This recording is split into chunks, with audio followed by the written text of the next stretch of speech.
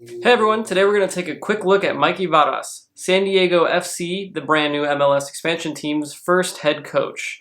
So, who is Mikey Varas? What is San Diego FC?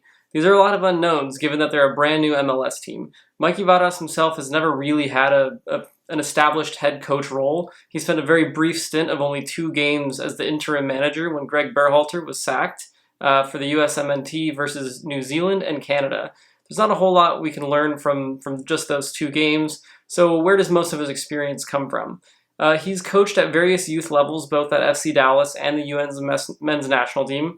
With the USMNT under 20s, he actually won the CONCACAF championship. So he's already got a little bit of a winning experience under his belt, even though it's at the youth level. This lack of experience could go one of 2 ways. So given that San Diego FC is really setting up an academy unlike any we've seen in the United States before, what they might be trying to do is implement somebody who really knows the game at all the levels. If he brings his footballing philosophy, he'll know what it takes to work with the staff that's coaching those academy levels to make sure that the pipeline is full of players that are going to fit their style of play in the long run, which makes the transition a little bit more seamless and will increase confidence and make sure that young players can quickly succeed at the highest level. So what are some of the positives? Having a brand new coach would mostly be seen as a negative thing, but I think it could turn out to be a good thing. So it's a brand new club. They don't have an established philosophy. They don't have an established line of staff. Everything will be brand new. So if he has a strong philosophy that he believes in, he can bring this right off the bat and not have to kind of break the mold of what was left before. So, he'll work with the players, he'll work with the staff, he'll kind of be able to build his vision from the ground up without having to demolish anything. So I think that could be a positive for him as long as he has a long-term vision and that philosophy is solid and he really believes in that. If he starts to flip-flop and turn around and try to do things differently, if the team's not winning right away, that could go poorly. But for the most part, I think that it's a positive move as long as the club and the fans have patience. Another positive on a personal level is that he is a native Californian who speaks English and Spanish fluently. I think that's kind of important, especially for the San Diego area with the cultural melting pot that it has of Spanish and English speakers who all love football. So he'll be able to connect better with the fans. He'll be able to connect better with the players, especially since their kind of star signing right now is Chucky Lozano, the Mexican international. So I think on a personal level, it'll be a good fit. He doesn't have that superstar ego that he's bringing to this brand new team. He's really there to kind of like build it from the ground up along with everybody else at the club. Lastly, which I already mentioned, he has won something. So he's won an under-20 CONCACAF championship with the U.S. men's national team. It's a youth level, but we can only judge him on what he's done so far, and I think that's promising that he's got that winning spirit inside of him already. So what might be some of the cons or negatives of appointing Mikey Varas as San Diego FC's first head coach? Kind of flip side of all the pros, it's a guy with a lot of unknowns for a club that is entirely unknown right now. We've barely got a full squad. We've only played 1 friendly. There's a lot of things, a lot of question marks. So then when you add a manager where you don't really know what you're going to get out of him, that could be seen as a negative. There's no coaching experience abroad. Football is a global game, internationally loved, and it would be nice to see somebody bringing something different to the United States instead of somebody who's kind of only really been here in a coaching capacity. So I think that could be a bit of a negative, especially when you're bringing in players from abroad. So we're just touching on the kind of star player so far, Chucky Lozano, who's played at Napoli, he's played at PSV. There's a lot of fantastic names, managers, coaching staff that they would have worked with that, you kind of come to expect a certain standard. And that standard may be different and you might lose the respect of the players.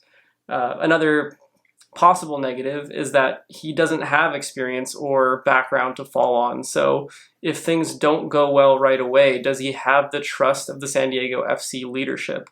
I think this will require a lot of patience, and I think everybody involved probably knows that, and that this is kind of a new project.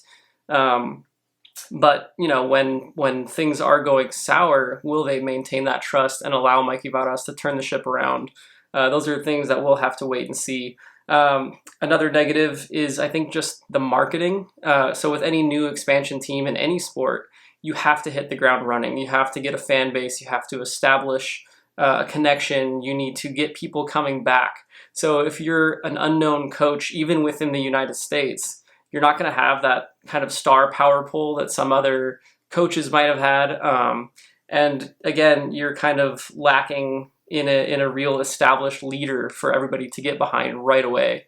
So it'll require patience, and it might go either way. But I think marketing is, unfortunately, in today's modern game, it's a huge thing. And if you play your very first season and you play poorly and you lack an identity, and if there's a couple manager changes, that could really send the club in a bad direction very fast. Hopefully that's not the case, but these are just kind of some of the speculative negatives that I could see with an appointment like this. But for the most part, I think the positives outweigh the negatives on paper from what we know, which admittedly is just really not a lot.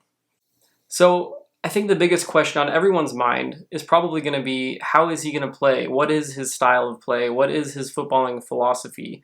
So I went through the interviews of his that I could find to try to figure out what we can expect. I looked at the few games that he has been in charge and to see, what does he do? So I have some quotes, basically one being, don't get in the way, keep things simple. Trust the players. These guys have been playing their whole lives. They have experiences, they have skills. Ultimately, he goes on to say that basically just don't get in the way. So what that could mean is that maybe he's got an approach similar to Carlo Ancelotti. In the modern game, many managers are so tactical with every little decision, every run they make, everything they do. But Carlo Ancelotti, he does have his system, but he allows the players their creative freedom to express themselves and just perform as footballers. And as we all know, that's been very successful. It also reminds me of the Johan Cruyff quote that says, playing football is very simple, but playing simple football is the hardest thing there is.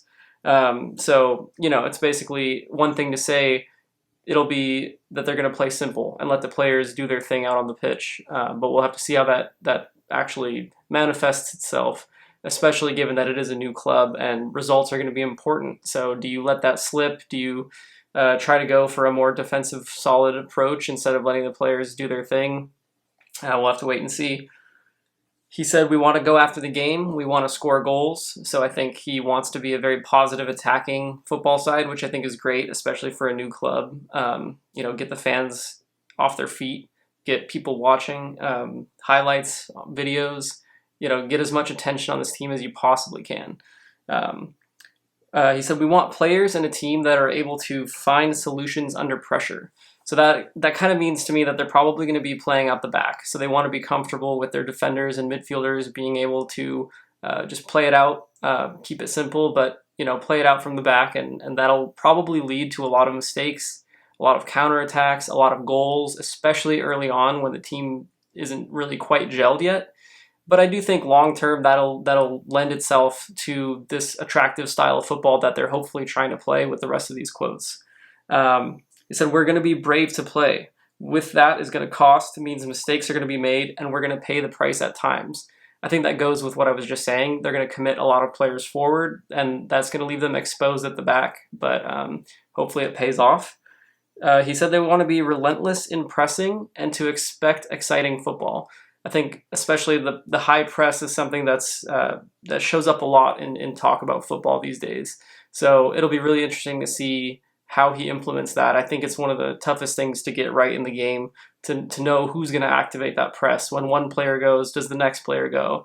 So if they can make that work and they can win the ball high up the pitch, I think that could make them very successful. And again, all of this kind of goes right back down to this very attractive attacking style of football. I think Johan Cruyff also said he would rather win 6-5 than 1-0. So I think we can expect a lot of excitement, for better or for worse, in this first season especially. So last but not least, with the style of play, like I mentioned, I kind of looked into the few games, the few examples that we do have.